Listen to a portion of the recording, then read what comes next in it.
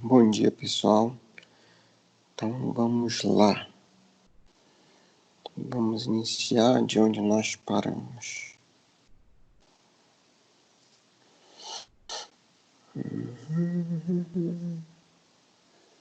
Ok.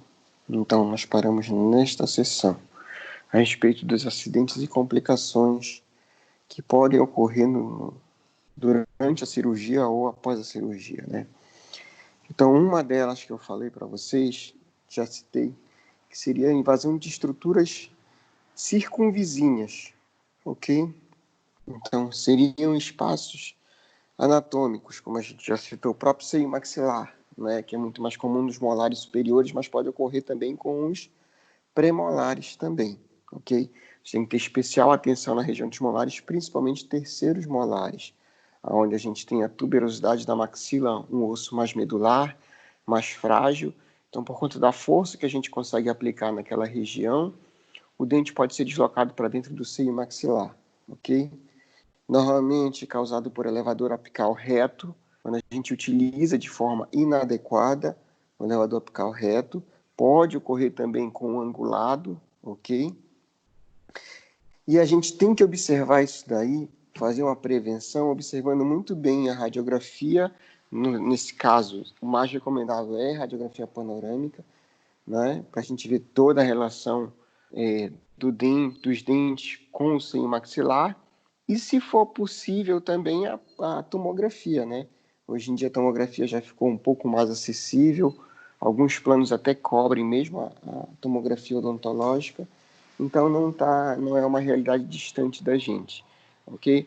A diferença é que na radiografia a gente tem uma porção de distorção, a gente tem um pouco de distorção e não é tão nítido também, ok?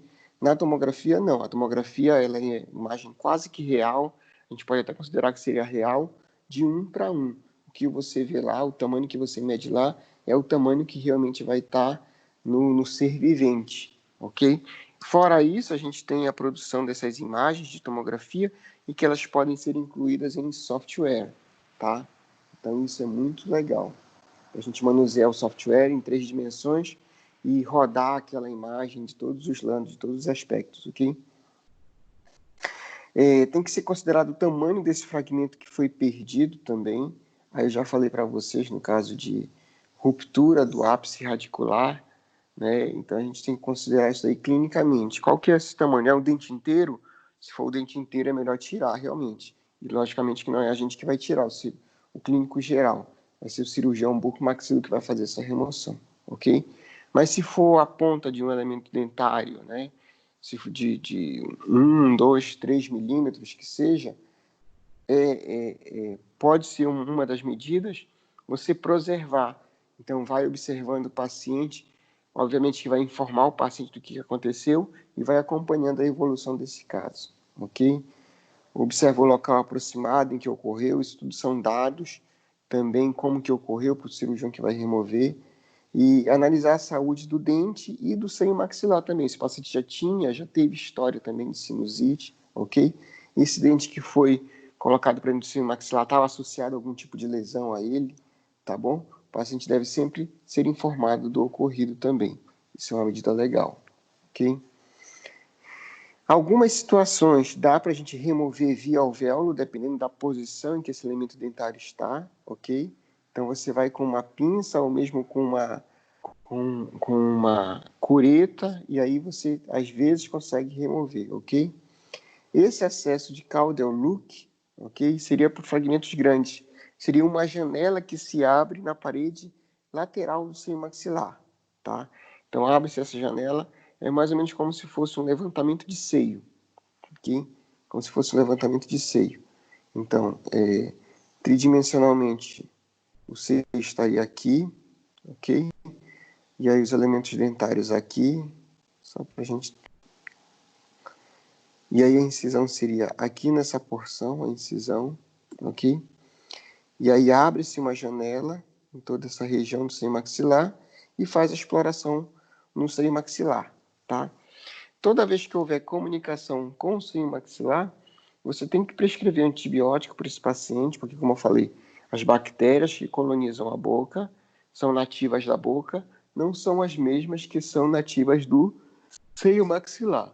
Então, por isso tem que fazer isso daí. Tem que passar antibiótico terapia para controlar essa bacteremia que vai ser resultante desse acidente, ok? Então, passa antibiótico de largo espectro, normalmente a primeira escolha, a amoxicilina, ok? Passa uma solução para lavagem nasal. Hoje, normalmente a gente já tem essas soluções em forma de spray, então, para a pessoa ficar fazendo essa lavagem da cavidade nasal com esse soro fisiológico, se não puder comprar em forma de spray, faz com soro fisiológico mesmo, dentro de uma seringa hipodérmica.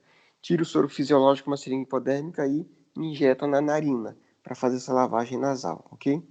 Uma sutura do alvéolo bem criteriosa, bem feita, tentando obliterar esse alvéolo, fechar esse alvéolo por primeira intenção.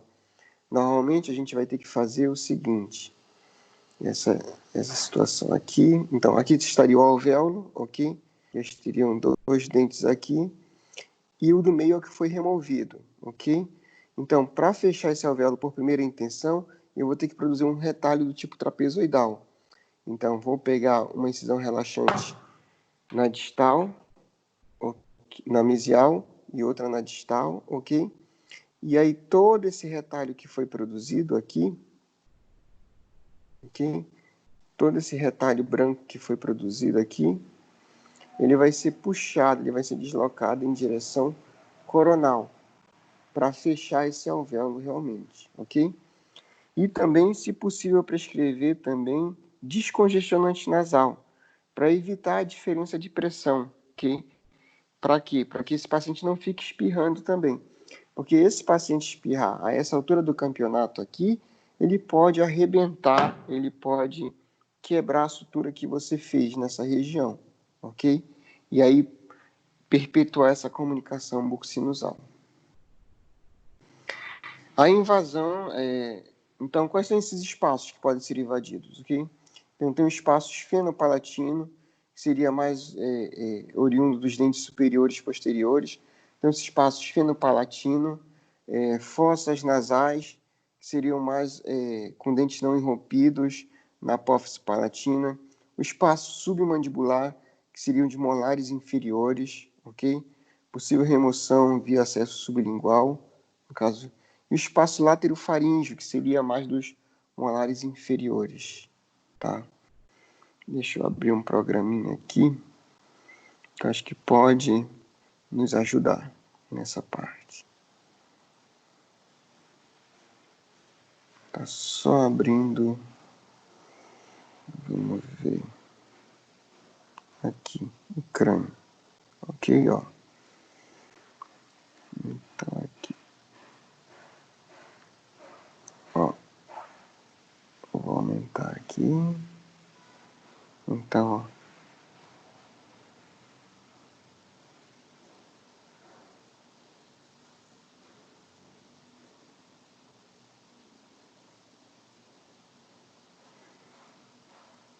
Okay. Então, esse daqui seria o espaço, ok? Esse daqui seria o espaço esfenopalatino, tá?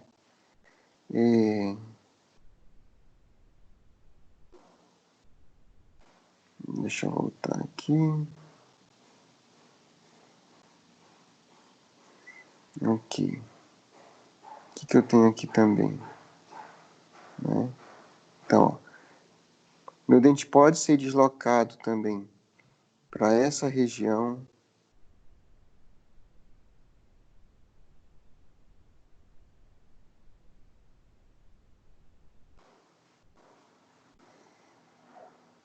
Meu dente pode ser deslocado também para essa região do espaço submandibular. Então, tem aquele espaço subpalatino, o espaço submandibular também, tá? Vamos ver aqui o outro espaço. Espaço no espaço. Ah, seria o espaço da garganta lá também. Ah, o espaço nasal, obviamente, né? Então, imagina que eu tivesse um elemento dentário no palato desse paciente, né, próximo dessa região aqui, ele poderia ser deslocado para esse espaço nasal, tá? Aqui, ó. Então, olha como é que é fina essa lâmina nasal, ok? E aqui dá pra gente ver, ó, a relação. Tem uma outra vista aqui que dá pra ver essa relação do seio maxilar. Aqui, eu acho. Ok.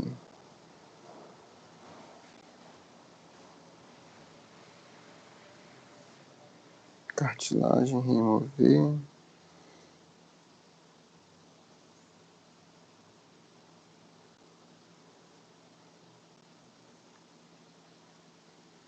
Vômer. Concha nasal. E aqui o etimoide. Então, olha lá. Dá pra gente observar aqui, ó. A comunicação sem maxilar. E aí, quando eu dou nessa visão de fade, aí dá pra eu observar um pouquinho da relação dos molares com o seio maxilar, realmente. Tá? Com o seio maxilar. E eu posso deslocar para essa região também. Os molares inferiores. De repente, no caso dos terceiros molares, ok? Eles podem também ser deslocados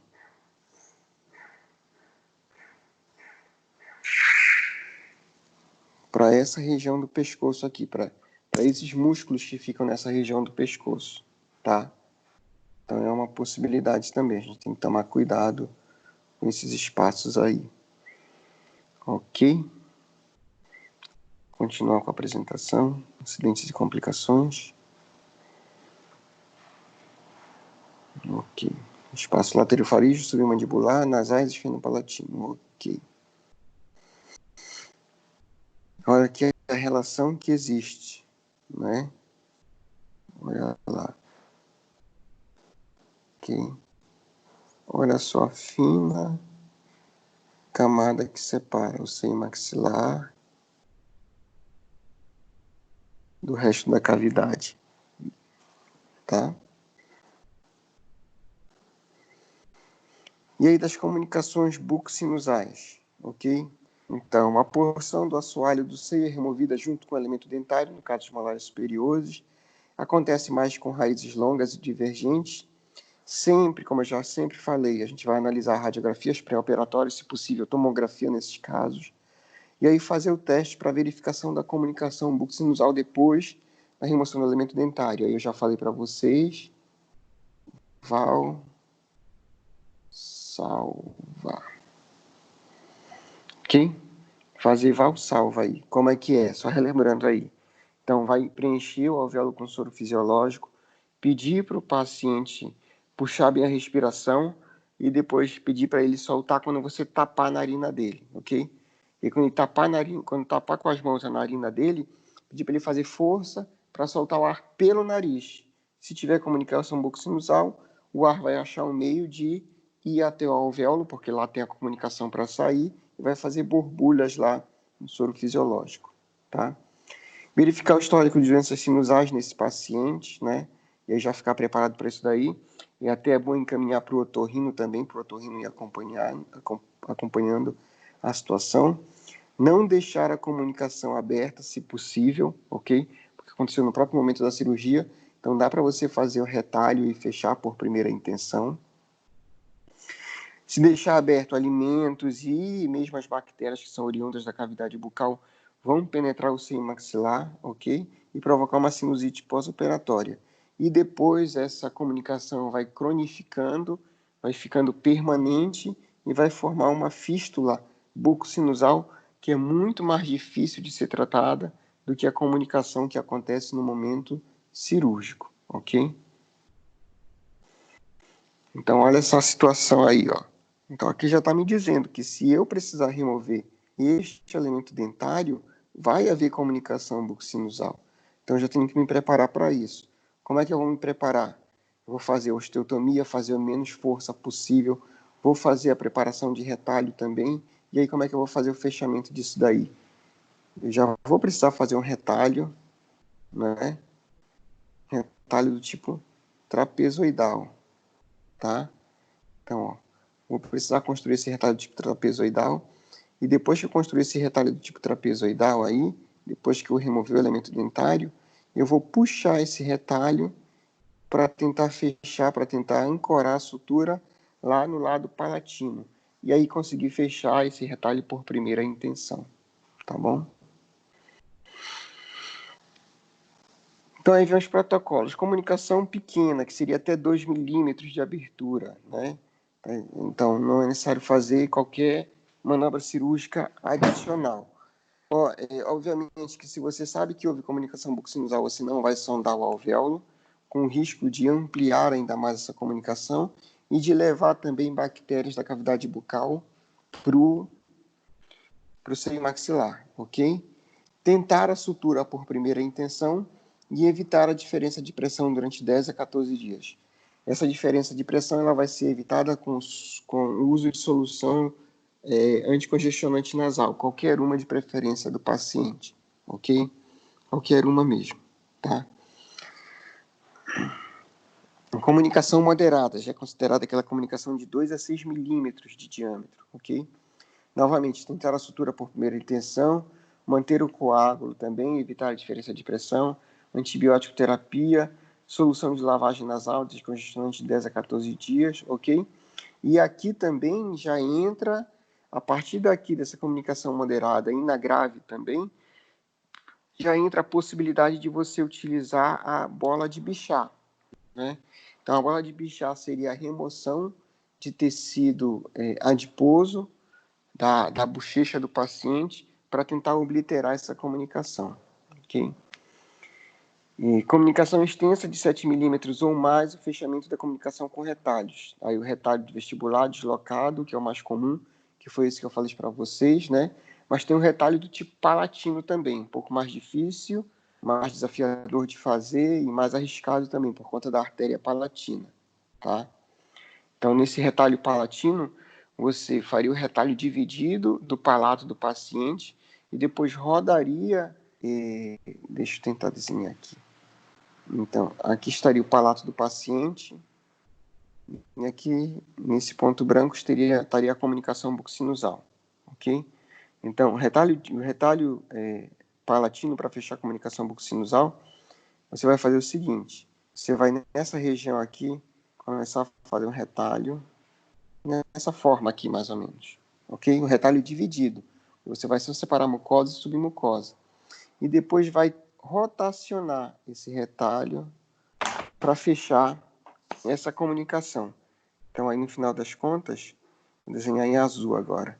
O retalho ele ficaria dessa forma, suturado, ancorado na vestibular, ok? Esse seria o retalho palatino.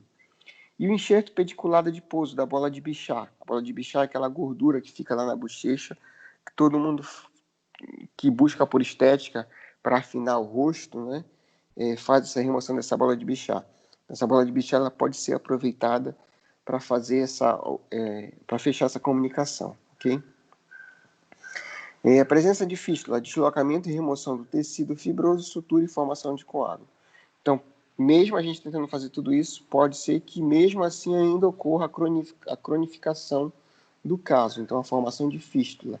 Daí a gente tem que fazer o deslocamento desse retalho, abrir todo esse retalho que a gente fez, fazer a remoção de todo esse tecido fibroso que está desorganizado lá dentro, vai curetar com calma e fazer a nova sutura realmente, com todo o retalho e a formação de um novo coágulo para tentar obliterar. Então, só reforçando, evitar a diferença de pressão entre a cavidade nasal e a boca, como utilizando o descongestionante nasal. Antibiótico terapia é fundamental para esses pacientes. A solução com a lavagem nasal também, e tem que orientar o paciente para ele não ficar espirrando, para ele não ficar suando o nariz também. E o acompanhamento também durante todo o caso, pelo menos aí uns 3 meses. Lesões à articulação temporomandibular, né? É causada pelo quê? Abertura de boca deficiente, né? E aí, como o paciente tem abertura de boca deficiente, você precisa trabalhar, você vai tentar forçar além do que o paciente pode a abertura de boca. Isso pode provocar essa lesão da ATM, mais dores, desconfortos nessa articulação, no transoperatório e no pós-operatório também. Ou mesmo o tempo de cirurgia foi exagerado, né? Estava prevendo 30 minutos e acabou demorando 2 horas, ok? Para tentar amenizar isso daí, o uso de abridores de boca no transoperatório, então aquelas borrachinhas abridoras de boca, elas podem ser colocadas para descansar o paciente, para descansar a articulação do paciente, ok? Decorrente disso daí pode ocorrer danos aos ligamentos articulares, né? E aí, decorrente desses danos, eu posso ter uma luxação da articulação temporomandibular. É popular deslocar. De tanto ficar aberto, de tanto o ligamento ficar esgarçado, pode deslocar o côndilo da fossa glenoide, da cavidade articular, né? Essa luxação, ela tanto pode ser total, como pode ser parcial, só um dos côndilos fazer isso daí, né? E no caso de deslocamento total, a gente tem que fazer o reposicionamento do côndilo. Normalmente, coloca os 2 dedos indicadores dentro da boca do paciente, lá no ângulo da mandíbula, no ramo, e vai fazer a pressão para baixo, uma pressão constante para baixo, para trás e para cima, para colocar novamente o côndilo na posição. E depois pode ser uma bandagem mentocraniana, que seria uma faixa amarrada do queixo para a cabeça do paciente, para não deslocar mais, porque o ligamento ele pode estar frouxo, e aí num simples bocejo, num simples abrir de boca do paciente para falar alguma coisa, pode deslocar, pode luxar novamente. E vai fazer o uso de anti-inflamatórios e de analgésicos também, porque isso daí vai ocasionar dor nesse paciente, ok? E aí no caso de trismo, nessa dificuldade de abertura que vai ficar para esse paciente, faz a compressa de calor úmido, porque o calor úmido vai estimular a circulação sanguínea e vai acelerar todo esse processo de cicatrização da inflamação, ok? E a própria fisioterapia específica para essa região com o fisioterapeuta. E aí vai ser a aplicação de calor por irradiação infravermelha, o uso de TENS também, que seria eletrochoque, laser terapia, também funciona nessas situações. A aspiração ou deglutição de corpo estranho, ok? Então, na aspiração ou deglutição de corpo estranho, ou esse corpo estranho descendo pela cavidade oral, ele vai parar nos pulmões ou ele vai parar no estômago, ok? É menos pior para a gente se ele for parar no estômago, dependendo do objeto também, ok? Levantar o paciente imediatamente, ok? Se o paciente tiver acesso de tosse, é bom, porque a tosse ela vai tentar eliminar o corpo que ainda está preso lá na traqueia desse paciente, ok? Na falta de ar, vai fazer a complementação de ar, mas depois de ser expelido esse corpo estranho, ok? E dependendo desse corpo estranho que foi deglutido, ele vai sair normalmente nas fezes, vai ser expelido normalmente nas fezes. A não ser que seja algum elemento pontiagudo, que tenha pontos ou lâminas cortantes, aí tem que ser levado para fazer a remoção por endoscópio, ok? Não é recomendável que faça a remoção através das fezes. Se for alguma coisa boleada, aí pode deixar para sair através das fezes, ok? Mas aí vai orientar o paciente para comer bastante alimentos fibrosos, ok? Se for deslocado para o aparelho respiratório, pode ocorrer essa obstrução das vias aéreas, e aí a gente tem que fazer a manobra de Heimlich. Essa manobra a gente vai se posicionar atrás do paciente, com o pé de apoio entre as pernas do paciente, a mão dominante, no caso, na maioria das pessoas é a direita, então a mão dominante direita, ela vai ficar por cima da mão esquerda, e a mão esquerda vai ficar no diafragma desse paciente, que aí você vai fazer empurrões, vai pressionar esse diafragma, puxando na sua direção. Então vai puxar na sua direção, para trás e para cima, ok? Puxões mesmo, para tentar provocar esse excesso de ar e deslocar esse corpo estranho das vias aéreas respiratórias, ok? Tentar manter o paciente oxigenado e, se não for possível, chamar a emergência o mais rápido possível desse paciente, ok? Fraturas de instrumental. Então, normalmente é por conta do excesso de força aplicada, o material já está velho também, então tem a questão da fadiga do material que não foi observado, ok? Ou mesmo algum defeito de fabricação, ok? E aí eu tenho que sempre observar isso daí, e na ocorrência disso daí eu tenho que remover a porção fraturada. Eu tenho que procurar, ok? Tem que procurar, porque ela não pode ficar no tecido do paciente. Normalmente para isso eu faço um acesso cirúrgico, acessórios se for necessário, procurar, mas normalmente fica no próprio acesso que você já fez, basta você procurar exaustivamente, ok? No caso de agulha fraturada, se não puder ser removida, se não puder ser puxado, vai acompanhar por imagem, a sua remoção cirúrgica não é aconselhada, porque é bem difícil de procurar realmente uma agulha que está perdida dentro do músculo, ok? Então vai só acompanhar o paciente e obviamente que vai sempre avisar o paciente de todas essas complicações, tá? Caso das complicações, então, tem resposta inflamatória primária exacerbada, né? Dor em área definida ou irradiada, vai ter uma dor pulsátil, ok? Um edema em região muscular, diminuindo e muito a sua função, porque é esperado o edema, é esperado uma dor, mas uma dor que dê para controlar também, ok? Então, essa resposta exacerbada primária, ela seria algo fora do controle, ok? Então, para isso, eu vou fazer a prescrição de analgésicos, normalmente analgésicos opioides, a gente já viu isso daí, são analgésicos que têm ação central, e anti-inflamatórios do tipo corticoides também, tá? Então, isso daí é padrão, essa outra parte de gelo nas primeiras 4 horas, ok? E calor após 48 horas de compressa úmida, ok? Por quê? Nas primeiras horas eu quero conter essa inflamação, então por isso que eu uso o gelo. E depois que ela já chegou ao seu ápice, né? Aí eu tenho que drenar o mais rapidamente todo esse líquido desse edema, então por isso que eu uso calor depois, ok?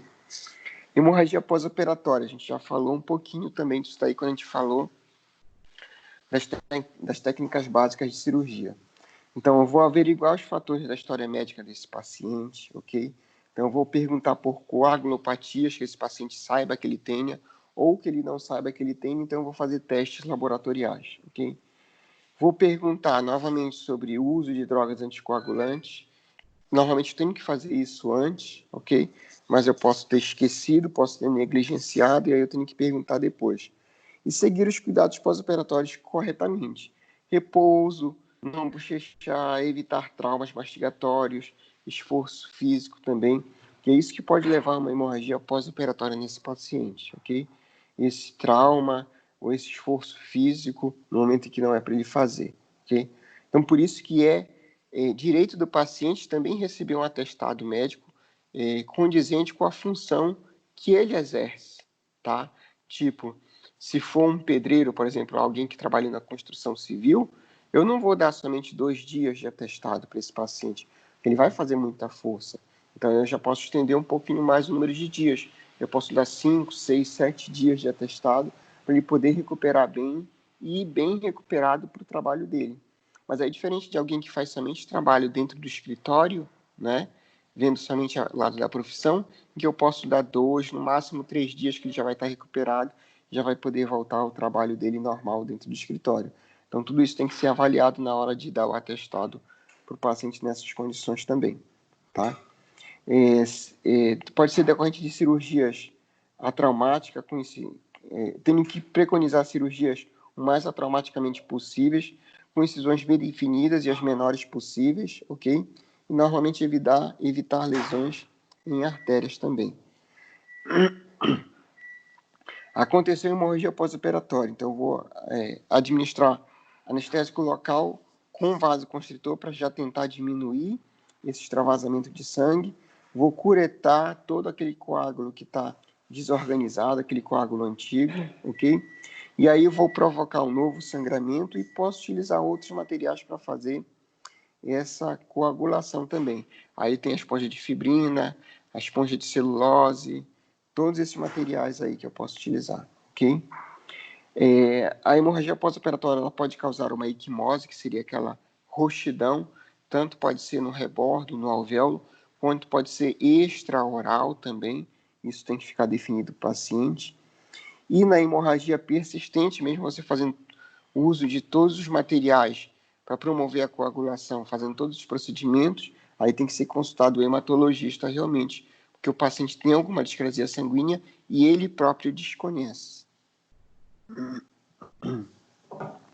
A formação de hematoma, que é decorrente de todo e qualquer tipo de extração dentária.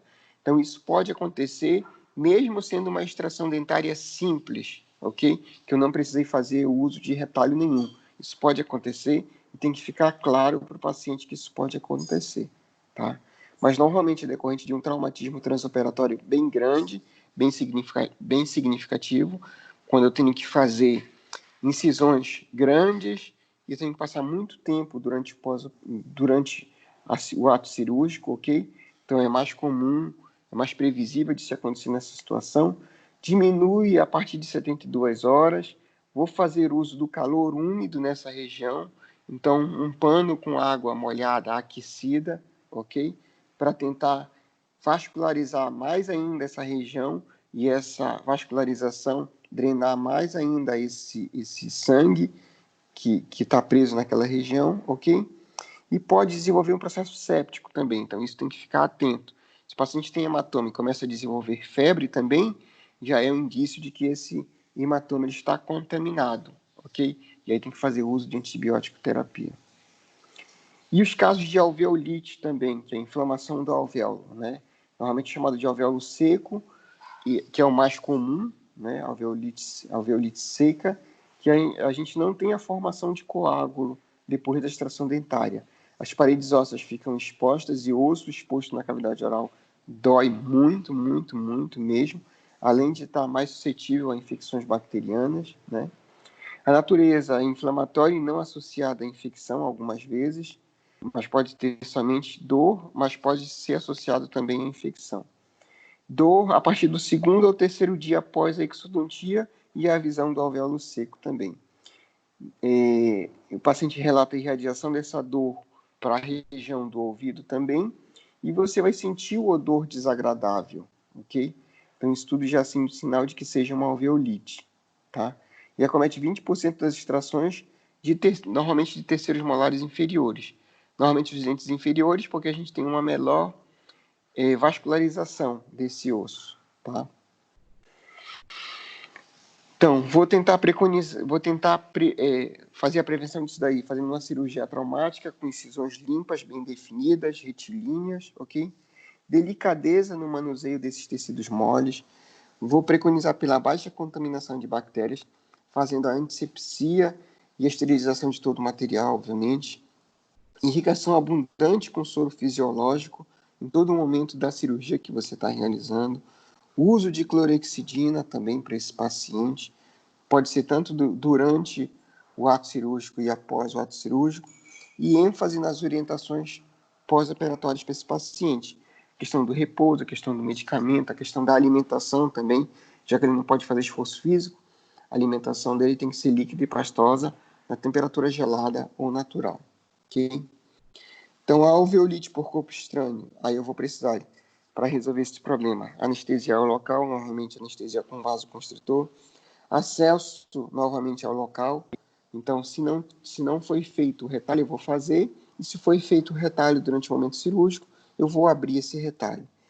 Vai fazer a remoção desse corpo estranho, irrigação, curetagem, sutura e formação de um novo coágulo, ok?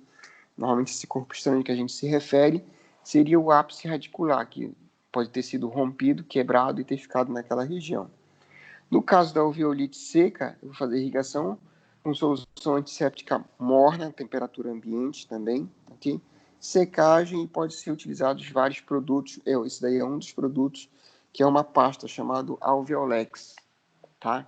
E aí ele tem tanto antibiótico, quanto tem anestésico também, pode ser usado para essas situações, ou aqueles próprios, ou produzir o sangramento, estimular o sangramento naquela região, ok? Um novo sangramento e fechar, tá?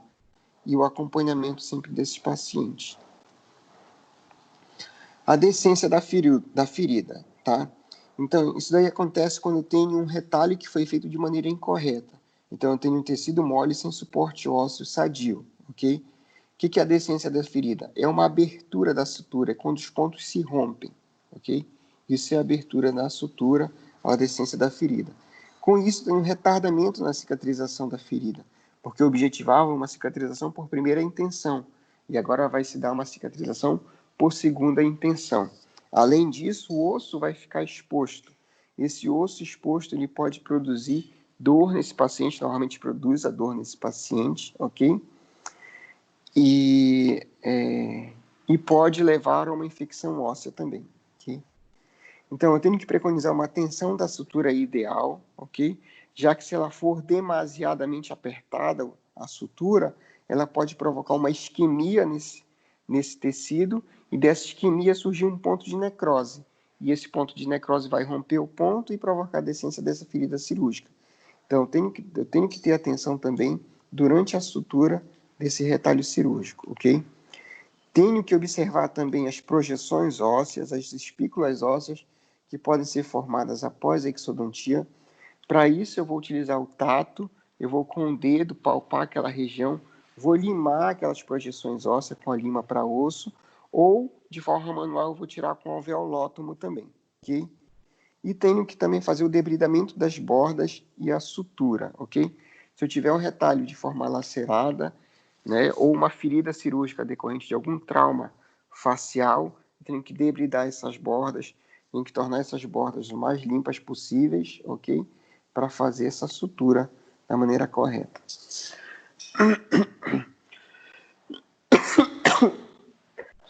Recorrência da inflamação na ferida cirúrgica.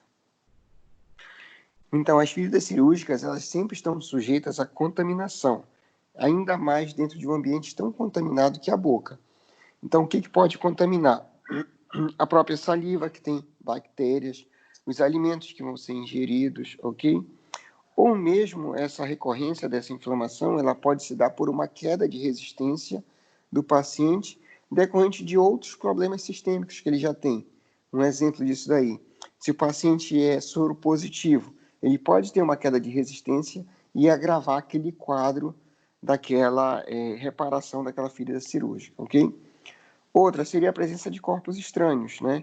Que seriam fragmentos que foram deixados no alvéolo, espículas ósseas, fio de sutura, entre outros corpos estranhos que podem ser deixados. Então, isso tem que ser pensado no momento em que eu tenho uma recorrência da inflamação na ferida cirúrgica. E aí tudo isso pode evoluir para uma infecção, tanto uma infecção de ordem local, como uma infecção de ordem geral, que seria a septicemia, ok? Então, olha aí a nossa responsabilidade em forma geral com o paciente, ok? E quando eu tenho a recorrência dessa inflamação, eu vou entrar com antibiótico terapia para esses casos, antibiótico de amplo espectro, tá? E a própria infecção também, que quando eu anoto que há uma infecção, eu vou entrar com antibiótico terapia.